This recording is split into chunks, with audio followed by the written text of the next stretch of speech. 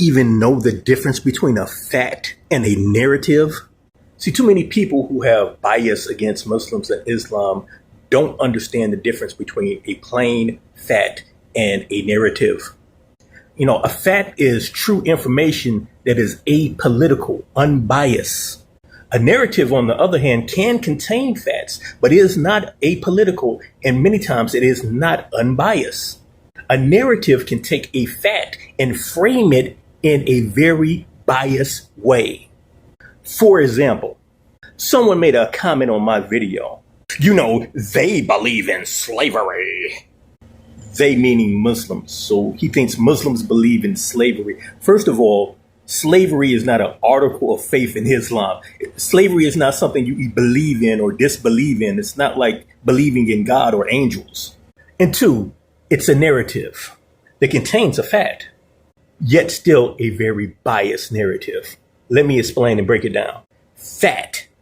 Islamic law or Sharia derived from the Quran and authentic hadith contains laws that regulate bondage and slavery. Now, all slavery is not the same, obviously. Chattel slavery, which was practiced in Christian America, is explicitly outlawed in Sharia, whereas taking someone a captive on the battlefield and holding them in bondage for some time is allowed under certain circumstances. Oh, see, I told you, those people. Hold on, calm down.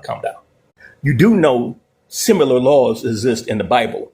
Whether it's the Jewish Torah, which regulates slavery, it doesn't outlaw all forms of slavery. Or even the New Testament has regulations on slavery. Bro, Paul literally told slaves to obey their masters. Well, we separate church and state. We go by secular democracy over here, buddy.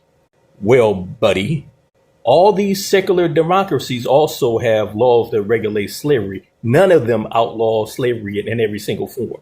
No, the Constitution. The Constitution outlaws slavery, but then it says except.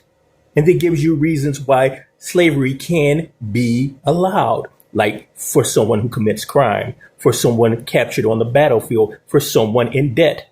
The United States literally has the biggest prison system in the world. That's a form of bondage. Ever heard of Guantanamo Bay? A prison where people, mostly Muslims, were in bondage, sometimes for decades, without even being charged with a crime. What about ICE?